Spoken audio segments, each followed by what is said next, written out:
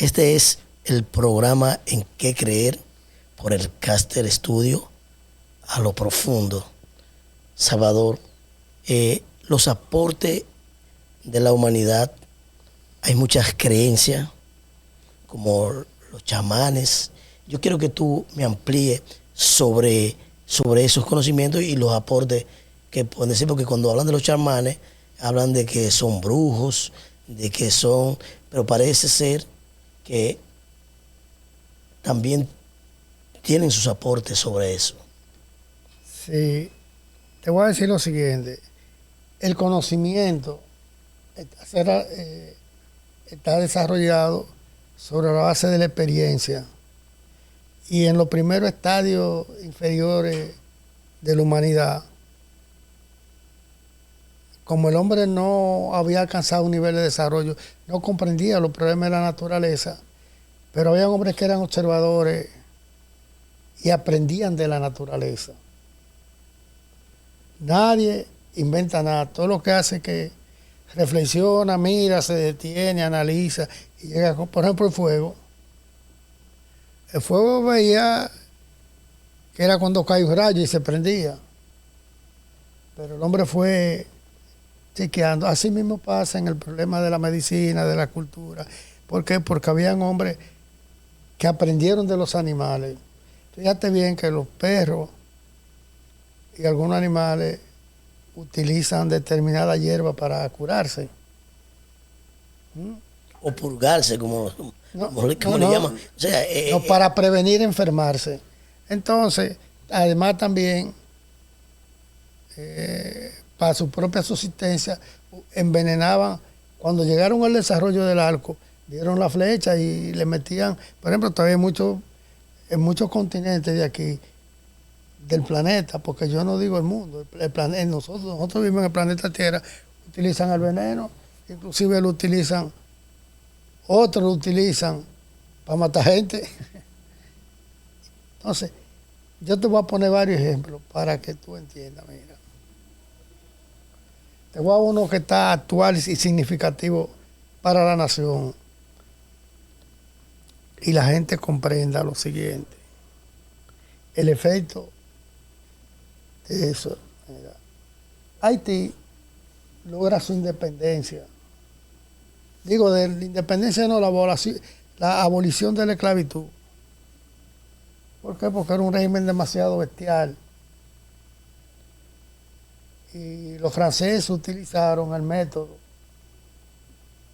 de comprarle a los holandeses y a los portugueses, que eran los traficantes, que iban y compraban personas en el África, pero que eran atrapadas por tribus enemigas.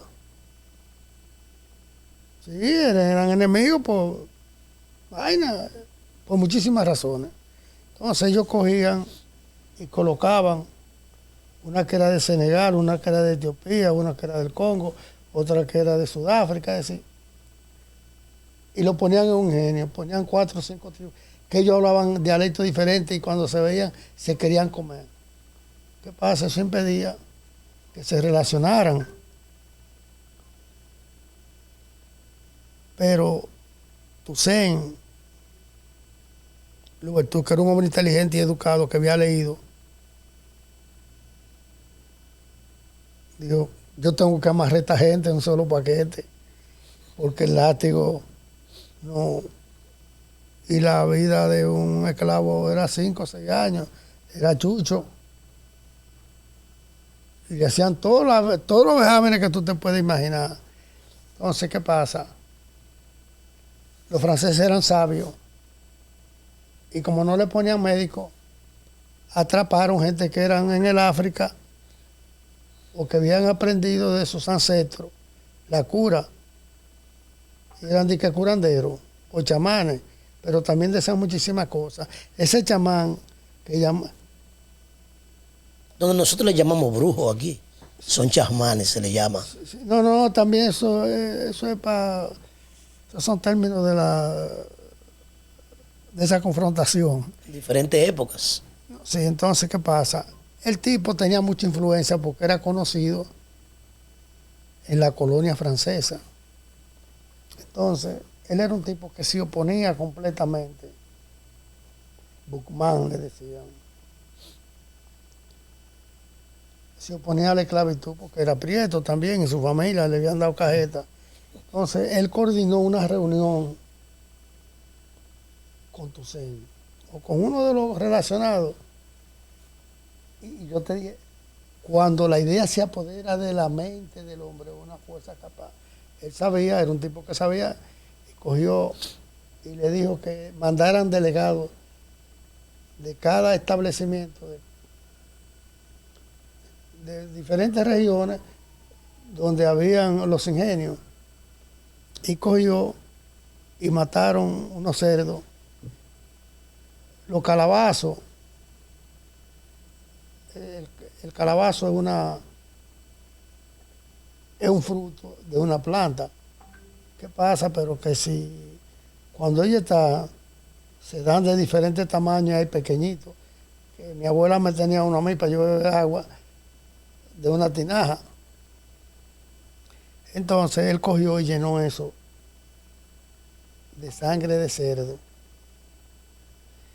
Y le dijo a los que iban, tengan y déselo a los otros. El que se toma eso no se muere.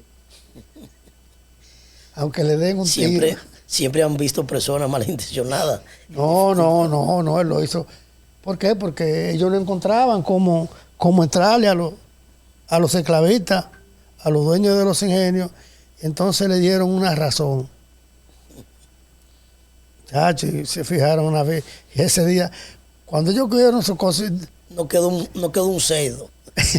No quedó un esclavista y desbarataron los ingenios. Y los mulatos, porque en Haití, entonces mulato es un problema. Tú le recuerdas el otro color. Bueno, entonces se armó esa, y eso fue una guerra bestial. Ahí no había compasión, ahí se mataban los chiquitos. Una guerra fratricida completamente. Pero oye, fue con ese concepto, con ese principio. Aquí también sucedió eso. Había un tipo de que era muy guapo y lo llevaban y le daba tormento a Lili. Y Lili, cuando lo llevó allá, le dijo, para que matara a ese tipo. Y Lili salió de él y le dijo, mira, yo te voy a dar esto, con esta bala, está preparada. Que el tigre que estaba ensalmado. Y el tipo fue, que Lili sabe que esa vaina era mentira. Y fue a arreglar en el hombre. Era un tipo genial. Y te voy a poner otro ejemplo. Mira, la gente, te voy a poner un ejemplo aquí mismo que pasó en los años 60. Bosch, cuando vino a gobernar, estableció una constitución que precisamente ahora, estamos en abril, se llamó la Constitución del 63, que es una constitución que es la negación de todo lo que se está haciendo ahora. Es decir, recogía el bienestar y la felicidad, la soberanía. Entonces, a vos le hicieron un trabajito fino en la iglesia. Primero le pusieron, porque para esa época se decía que el que no estaba construido era un comunista y había que matarlo. Entonces, ¿pero cuál iglesia era? La iglesia católica. La vaina, no, porque oye, ellos no hay diferencia, ellos todos trabajan para el mismo dueño. Todas las religiones. Sí, todas esas iglesias trabajan para Estados Unidos y los centros de poder. Entonces, se hicieron unas manifestaciones de reafirmación cristiana, porque era luchar contra el comunismo, pero era una trampa para que el pueblo, si tuvieran la oportunidad, como lo hicieron, derrocaran a Bosch y no hubiera respuesta. Pero toda acción tiene una reacción que puede durar tarde, más tiempo de lo que tú pretendes. Y en el 65 estalló eso. Pero oye, eso es manipulando la conciencia de la gente. ¿Cómo se utiliza la idea, la buena fe, y todo para hacer cosas mal hechas. Y te voy a poner, por ejemplo, el de Cristo. Te voy a poner el ejemplo de Cristo y Barrabás. Los sacerdotes dicen que eran de que judíos, no. Eran tipos que eran colaboradores del Imperio Romano. Y Cristo era un individuo que pertenecía, como te dije ahorita, a una secta que abogaba por el amor, la fraternidad entre los hombres y la abolición de la esclavitud. Digo, de los que vivían en esa zona, que eran explotados por los romanos. Y ellos prepararon su escenario. ¿Cómo es que le dicen a eso? Cuando un tipo va a un sitio y tiene su fan. Entonces, cuando fue ahí, llevaron y Cristo era la crónica de una muerte anunciada. Y después la fábula se inventa, que el ladrón, el buen ladrón, y cosas, y el juicio que le hicieron, pero eso era para arrancarle la cabeza. ¿Por qué? Porque él era un peligro. Así te dije anteriormente que se destruyó la gran biblioteca de Alejandría. Y nosotros debemos en ese sentido utilizar la razón, el juicio y la buena fe o buena intención de toda esa gente que han dado su vida y sacrificado por el beneficio de la humanidad, y no dejarnos engañar por los que utilizan esos mismos gente para tenernos en el estado de zozobra y de desigualdad y maltrato. Porque mira la guerra que han habido en la humanidad. Y todo lo hacen en nombre de la paz, de la felicidad, de la humanidad. Pero es mentira, es para beneficio de ellos, porque no tienen escrúpulos. Son misántropos. Sí, por ejemplo, la guerra entre Ucrania y Rusia es por territorio. Sí, ellos ¿Y qué le importa al resto del mundo el territorio que ellos quieren? No, espera, oye, porque no es así. Lo que pasa es que hay élites. Porque esa guerra no viene desde ahora, eso es viejísimo. Recuerda que cuando triunfa, porque los bolcheviques dieron un salto, ellos no eran mayoría, pero el legate que había sufrido el imperio zarista luchando contra Japón, luchando contra esto, creó un malestar porque la gente no quiere guerra, la gente quiere vivir con su familia en paz y tranquilidad. Entonces ellos asumen el poder. Pero los otros que estaban de aquel lado conspiraron, y eso no lo dicen, pero Estados Unidos e Inglaterra mandaron casi 400,000 soldados para derrocar, para impedir que los soviets, el gobierno de obrero y campesino se estableciera, pero como ellos tenían el favor del pueblo, y dice que un pueblo unido jamás será vencido, y además muchos militares lo apoyaron y derrotaron la Guardia Blanca, como le decía, que era la gente del imperio zarista. Y ahí está, ellos triunfaron, pero después, porque en eso se mantiene. ¿Por qué? Porque Rusia son casi 18 millones de kilómetros cuadrados y ahí hay de todo. Y entonces esa gente que tienen ese concepto de que lo que hay es mío, querían darle mucho. Y los rusos tienen un aferramiento a la tierra y a su territorio. Ahí está Putin, un 87%. ¿Por qué? Porque él representa lo que quieren la tierra. Ellos se pueden juntar todo y Rusia se lo va a comer. Mira, los grandes hombres de la humanidad, yo siempre veo esos documentales, todito, casi la mayoría, fue a base de sangre. No. Oye, te voy a decir, muchas veces te pintan la cosa como no es. Por ejemplo, David, por ejemplo, porque son los grandes hombres de la humanidad. David. oye, yo te voy a poner un ejemplo muy práctico. Mira, hasta Sansón, oye, Hércules, todo. Oye. No, esas son fábulas. Eso es como Enriquillo aquí, oye lo que pasa. La historia de este lado, porque la historia se cuenta como le interesa a uno. Por ejemplo, Napoleón no era un conquistador. Hay una obra que la gente, yo se lo he recomendado mucho. ¿Quién era Napoleón? Espérate, déjame decirte porque Sí, pero estamos hablando de Napoleón. Mira, y los telespectadores no ven y dicen, ¿quién? Hay muchos que saben y hay muchos que no. Oye, lo que pasa que Napoleón era una respuesta opuesta al sistema social imperante que era la monarquía feudal en Europa. ¿Qué pasa? Cuando estalla la Revolución Francesa,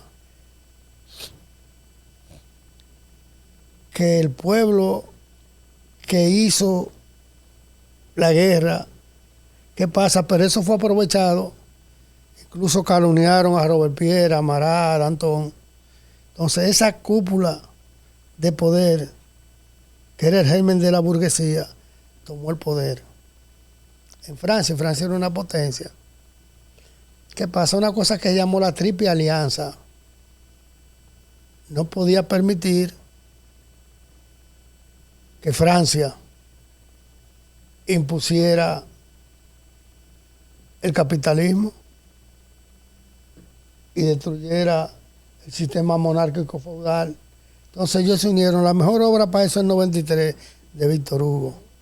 Los rusos tienen algunos su explicación, pero el 93 de Víctor Hugo relata a perfección cómo fue eso.